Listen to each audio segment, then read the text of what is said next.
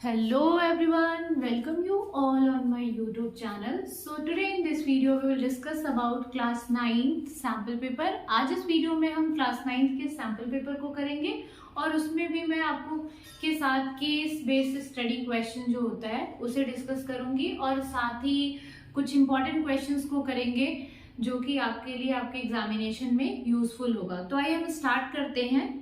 ये जो क्वेश्चन मैंने लिख रखा है ये बेसिकली DOE का जो सैम्पल पेपर रिलीज हुआ है फॉर एनुअल एग्जामिनेशन के लिए, उसका क्वेश्चन नंबर 36 है। And the question is, Sunil अपने पिता के साथ एक वृत्ताकार पार्क घूमने गया। वह एक त्रिकोणीय आकार का तालाब PQR देखता है और यह भी देखता है कि 3 दुकानें PQR पर स्थित है। ठीक है, ये जो है ये क्या है, शॉप्स है। ये 3 दुकानें हैं PQR पर स्थित है जैसा कि आकृति में दिखाया गया है। मतलब आपको एक ऐसी आकृति दी गई हुई है जहां उन्हें अपनी जरूरत के अनुसार कुछ खाद्य पदार्थ खरीदना है। दुकान P और Q के बीच की दूरी 8 मीटर है। P और Q के बीच की दूरी आपको 8 मीटर दी गई है तथा दुकान P और R के बीच की दूरी 6 मीटर है। P और R के बीच की दूरी 6 मीटर है। S वह बिंदु है जहां सुनील अपने पिता के साथ खड़ा है। और S क्या है, ये तीनों शॉप्स है PQR और S जो बिंदु है जहां सुनील अपने पिता के साथ खड़ा है। ठीक है, तो हमें क्वेश्चन में क्या फाइंड आउट करना है, QSR का माप क्या होगा, means what is the measure of QSR। Second, वृत्त की सबसे लंबी जिवा को हम क्या कहते हैं, कॉर्ड। ठीक है, वृत्त की सबसे लंबी जिवा की लंबाई ज्ञात करें। और थर्ड है, सिद्ध कीजिए कि QPR एक समकोण है। ठीक है, तो अब हम इस क्वेश्चन को करते हैं। सबसे पहले कि यहाँ आप देख सकते हो आपको दिया गया है QSR का माप। तो आपने मतलब अपने 10th चैप्टर में, क्लास 9 के 10th चैप्टर में जो कि सर्कल चैप्टर है, वृत्त चैप्टर है, उसमें आपने पढ़ा है कि सेमी सर्कल से, अर्धवृत्त से जो वृत्त की परिधि पे जो भी कोण बनता है उसका माप क्या होता है, 90 डिग्री ऑलवेज। ठीक है, हमेशा ही 90 डिग्री होगा। तो यहाँ आप देख पा रहे हो ये क्या है, अर्धवृत्त पर बनने वाला कोण कितने का होता है, 90 का। तो एंगल P भी जो होगा वो भी आपका 90 डिग्री का होगा और एंगल S भी, कोण S भी आपका 90 डिग्री का होगा। तो फर्स्ट क्वेश्चन में हमसे क्या पूछा गया, QSR का माप। तो आप लिख सकते हो QSR का माप क्या होगा, 90 डिग्री। वृत्त की सबसे लंबी जिवा की लंबाई ज्ञात करें। सेकंड क्या है, वृत्त की सबसे लंबी जिवा। तो आपने ये भी पढ़ा है कि वृत्त की जो सबसे लंबी जिवा होती है वो क्या होती है, व्यास। सबसे लंबी जिवा जो होती है वो होती है व्यास। ठीक है, अब यहां इसमें आप देखोगे इस आकृति में व्यास क्या है आपका, QR, ये है ना व्यास। तो इसकी लंबाई आपको ज्ञात करनी है। कैसे हम लंबाई निकालेंगे, अगर आप इसको ध्यान से देखोगे त्रिभुज PQR को, तो ये त्रिभुज कैसा है, समकोण त्रिभुज। और आप सभी को पता होगा कि जब कभी भी समकोण त्रिभुज आए, एक एंगल जो है, एक कोण जो है आपका 90 डिग्री का हो जाएगा, तो आप वहां क्या अप्लाई करते हैं, पाइथागोरस प्रमेय, पाइथागोरस थ्योरम को अप्लाई करते हैं। और पाइथागोरस प्रमेय क्या कहता है कि 90 डिग्री के सामने वाली जो भुजा है, ठीक है, 90 डिग्री के सामने वाली जो भुजा है उसका वर्ग, यहाँ पे 90 डिग्री का सामने वाली भुजा क्या है, QR। तो QR का वर्ग जो होगा वो किसके बराबर होगा, QP स्क्वायर, QP का वर्ग प्लस PR के वर्ग के बराबर। तो यहाँ हमें QP का मान दिया गया है क्या है, 8 मीटर। तो 8 का स्क्वायर प्लस PR का मान क्या है, 6। तो 6 का स्क्वायर, जब आप इसका स्क्वायर करोगे क्या आएगा, 8 का स्क्वायर 64, 6 का स्क्वायर 36, इन दोनों को प्लस करोगे 100, और 100 किसका स्क्वायर है, QR स्क्वायर इक्वल्स टू 100। तो इसका मतलब क्या हमें ज्ञात करना है, QR का मान। QR का मान किसके बराबर होगा, वर्गमूल 100 या तो आप ऐसे वर्गमूल करके निकालें या फिर आपको डायरेक्टली पता होना चाहिए कि 100 किसका स्क्वायर है, तो 100 10 का स्क्वायर है, तो इसका मान क्या आ जाएगा 10 मीटर। तो आपके सेकंड पार्ट का भी आंसर क्या आ गया, वृत्त की सबसे लंबी जीवा कितने की है 10 मीटर की, तो यहाँ हम लिख देंगे 10 मीटर। अब थर्ड में आपको क्या सिद्ध करना है, सिद्ध कीजिए कि QPR एक समकोण है। यहाँ भी कुछ भी नहीं सिद्ध करना है आपको, इसको 90 डिग्री दिखाना है। समकोण मींस क्या होता है 90 डिग्री, 90 डिग्री शो करना है आपको, दिखाना है। तो आप ऑलरेडी जानते हो कि अर्धवृत्त पे बने हुए कोण, या फिर आपने ये भी पढ़ा है कि व्यास के द्वारा जो परिधि पे कोण बनता है वो कितने का होता है 90 डिग्री। तो यहाँ आप देख रहे हो कि QR एक व्यास है और इस व्यास से वृत्त की परिधि पर जो कोण बन रहा है वो क्या है P, इसलिए P क्या होगा 90 डिग्री का। तो इसके रीजन में हम क्या लिखेंगे, वृत्त के व्यास द्वारा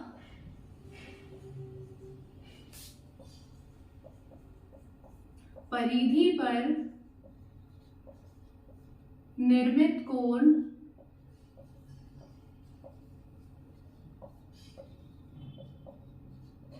90 डिग्री का होता है या फिर समकोण होता है। तो ये थे आपके तीनों क्वेश्चन के आंसर। फर्स्ट में QSR का माप कितना आ गया 90 डिग्री। सेकंड, वृत्त की सबसे लंबी जीवा, तो वृत्त की सबसे लंबी जीवा जो होती है वो व्यास होती है और व्यास का मान हमने निकाला, वो क्या आ गया 10 मीटर।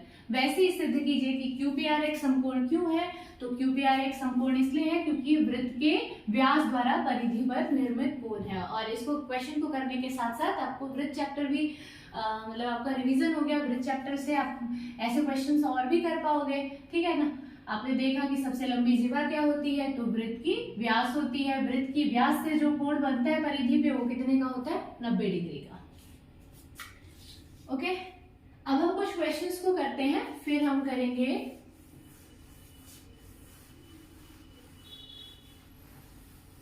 आगे जो आपके 2 और केस स्टडी बेस्ड क्वेश्चन है उसको भी। लेकिन पहले हम कुछ क्वेश्चंस को देखते हैं, कुछ इंपॉर्टेंट क्वेश्चंस को जो कि आपके लिए आपकी एग्जामिनेशन में स्कोरिंग होगा। अगर हम फर्स्ट चैप्टर की बात करें चैप्टर 1 से, तो चैप्टर 1 से जो इम्पोर्टेंट है वो ये है कि जैसे अगर आपको दिया हुआ है 0.6 बार को P/Q के फॉर्म में लिखे, के रूप में दर्शाए या लिखे, ठीक है।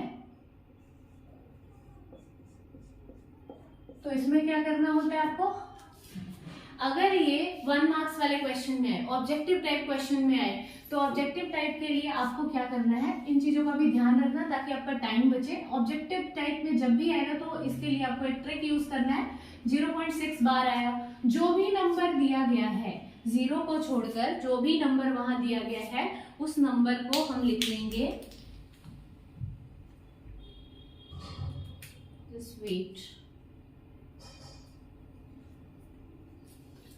उस नंबर को हम लिख लेंगे। नंबर क्या है हमारे पास 6 को हमने लिख दिया। उसके बाद दूसरा हमें क्या देखना है कि दशमलव के बाद, डेसिमल के बाद कितने नंबर है, कितने नंबर के ऊपर बार है, तो एक नंबर के ऊपर बार है। तो आपको याद रखना है कि अगर एक नंबर के ऊपर बार है तो किससे गुणा करना होता है 10 से, 2 नंबर के ऊपर बार है तो 100 से, 3 नंबर के ऊपर बार है तो 1000 से।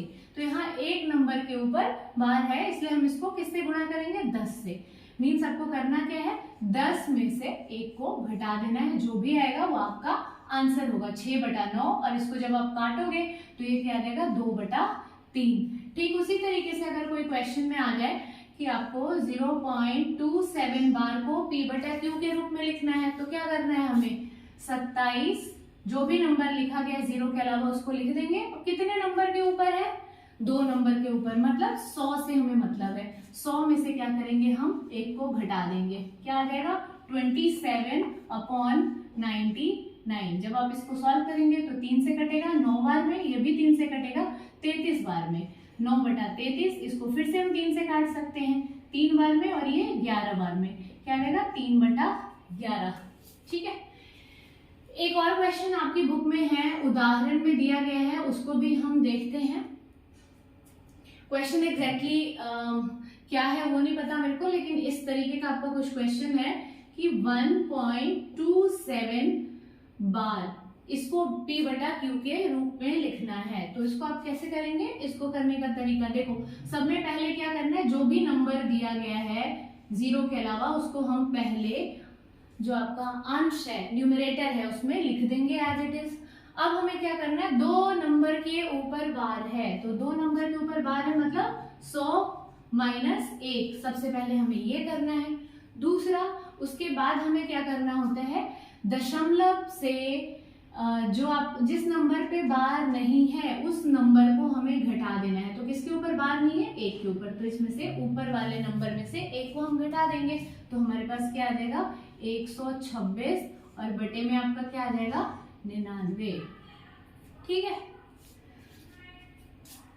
तो इस तरीके से आप क्वेश्चन को कर सकते हैं। ऐसे वाले क्वेश्चन में अगर ये किस में आए, 1 मार्क्स वाले क्वेश्चन में, लेकिन अगर ये 2-3 नंबर में आएगा तो आपको प्रॉपर सॉल्व करना है। ठीक है, उसी तरीके से हम कुछ और क्वेश्चंस को करेंगे।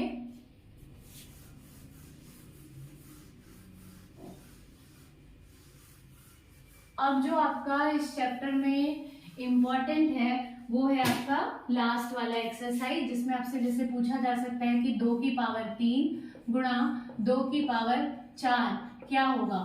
तो ये आपको पता है किस रूप में है, p की पावर m इंटू p की पावर n, और इसको हम कैसे लिखते हैं, p की पावर m प्लस n में। ठीक है, यहाँ आप देखोगे 2 आधार दोनों में कॉमन है, तो हम यहाँ 2 लिख देंगे, और बीच में गुणा है इसलिए हम जो भी हमारा पावर है उसको प्लस कर देते हैं। तो 3 + 4 करोगे तो क्या आ जाएगा 7। वैसे ही 7 की पावर 2 और 7 की पावर 9 आ जाए। यहाँ आपको देखना आधार सेम है, जो सेम है उसको लिख दिया, और बीच में गुणा है इसलिए इन दोनों को जोड़ दिया। 2 + 9 क्या आ जाएगा 7 की पावर 11। अगर भाग में हो तो क्या करेंगे, जैसे 7 की पावर 9 और बीच में भाग है 7 की पावर 2, तो क्या करना है, जो आधार है उसको लिख दिया, बीच में भाग है, जैसे ही भाग आया हमने क्या करना है माइनस, 9 में से 2 को घटा दोगे क्या आ जाएगा 7 की पावर 7। ठीक है, तो फर्स्ट चैप्टर में ये कुछ क्वेश्चंस है जो आपके इंपॉर्टेंट है। साथ में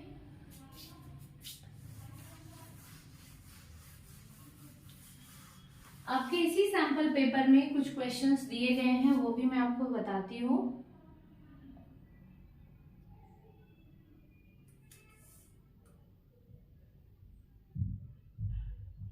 दो मिनट वेट।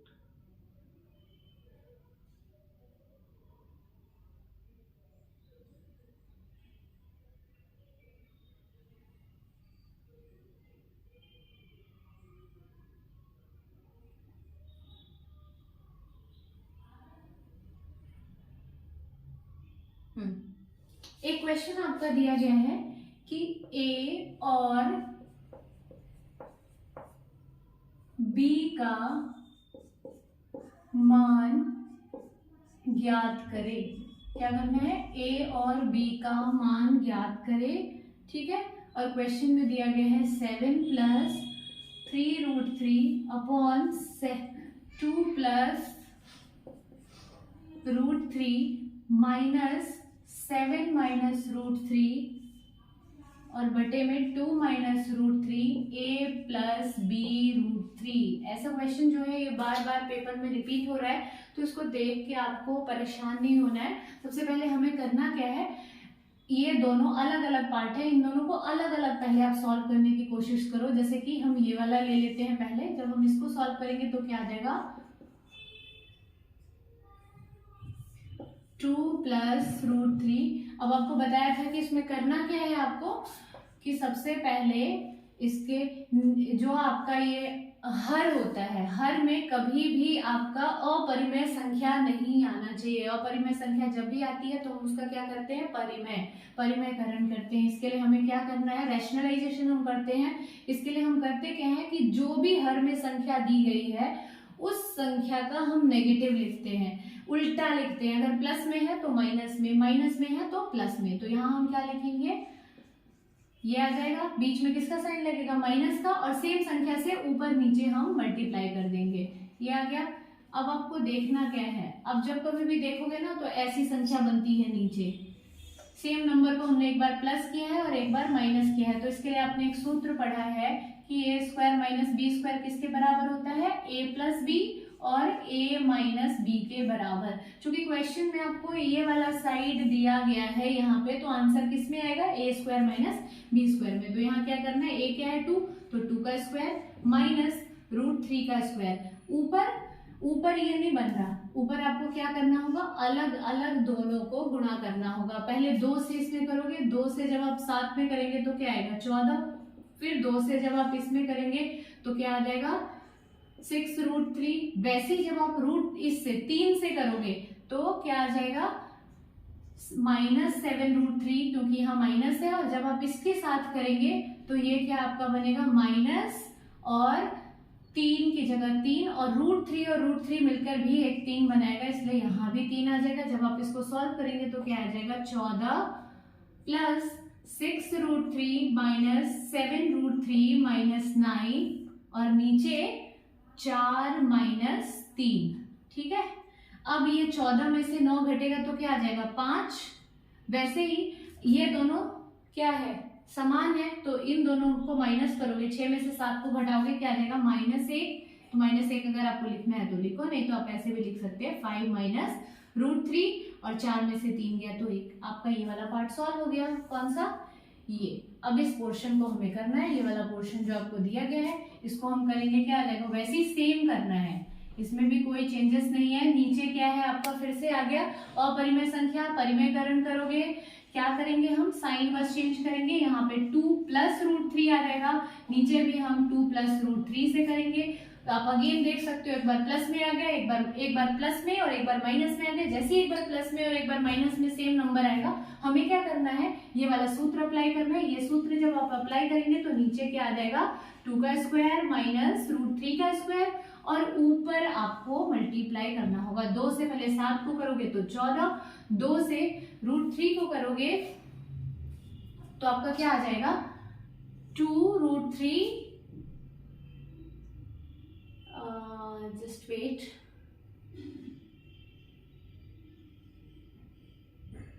सॉरी क्वेश्चन में यहाँ 3√3 है, तो जब आप इसको करेंगे तो ये क्या आ जाएगा आपका अगेन 6√3 और अब जब इसको आप इससे 3 से करेंगे इसको तो ये क्या आ जाएगा आपका 7√3 और यहाँ आपका क्या आ जाएगा जब आप √3 से इसको करेंगे तो 3 × 3।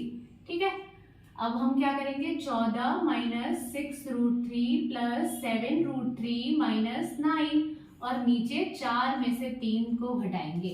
अब जब 14 में से 9 घटेगा तो क्या आ जाएगा 5 और इसके पीछे भी √3 और इसके पीछे भी √3 है, मतलब इन दोनों को हम क्या कर सकते हैं माइनस कर सकते हैं। एक जगह प्लस है एक जगह माइनस है, मीन्स माइनस होगा। और साइन हम किसका लगाते हैं जो भी बड़ी संख्या हो, तो यहाँ आप देख सकते हो कि 7 बड़ी संख्या और 7 के साथ प्लस है, इसलिए क्या आ जाएगा प्लस √3 और नीचे क्या आ जाएगा 4 माइनस 3 बराबर 1। अब आपने देखा कि एक का आंसर ये आ गया, एक का आंसर ये हमारे पास आ चुका है। अब हम इसकी जगह यहाँ रखेंगे। पहले वाले का आंसर क्या है 5 माइनस √3, तो हम यहाँ रख देंगे 5 माइनस √3, बीच में साइन माइनस का है तो माइनस लगा दिया। और इसका आंसर क्या आया है 5 प्लस √3 बराबर, हमें सॉल्व करना है। क्या आ जाएगा 5 माइनस √3, बाहर माइनस है तो ये -5 और बाहर माइनस है इसलिए -√3। अब देखो 5 में से 5 कट गया, क्या बच गया -√3 और -√3। अगर नहीं समझ आ रहा है तो दोनों के आगे 1 लगा दो, माइनस माइनस क्या हो जाता है प्लस, लेकिन साइन लगता है माइनस का, तो 1 1 2 और पीछे √3। ये आ गया आपका आंसर। ठीक है, अब हमें किसमें इसको लेके, ये किसके बराबर है a प्लस बी √3 के बराबर है। और क्वेश्चन में बोला क्या गया है a और b का मान बताए, तो उसको देख के पता कर सकते हो। देखो b कैसे है, b प्लस √3 है, तो ऐसा मिलता जुलता ये भी है, इसके पीछे भी √3 है और इसके पीछे भी √3 है, मतलब ये वाला जो संख्या जो दिया गया है ये है क्या, ये b। तो b का मान तो आपको मिल गया क्या -2 और a की जगह यहाँ कुछ बचा ही नहीं है, तो जब कुछ नहीं बचा है तो a का मान क्या आएगा 0। ऐसे क्वेश्चन को करने के लिए पहले क्वेश्चन देख के घबराना नहीं है, आपको क्या करना है एक एक पार्ट को अलग करके करना है ताकि आप इस क्वेश्चन को कर पाए। क्योंकि अगर आप यहाँ सैंपल पेपर में भी अगर मैं बात करूँ तो ये 3 मार्क्स वाले क्वेश्चन में पूछा गया आपसे, सॉरी 5 वाले में पूछा गया आपसे, तो 5 मार्क्स बहुत मैटर करता है, तो आप इजीली इस क्वेश्चन को करना और आप कर पाओगे।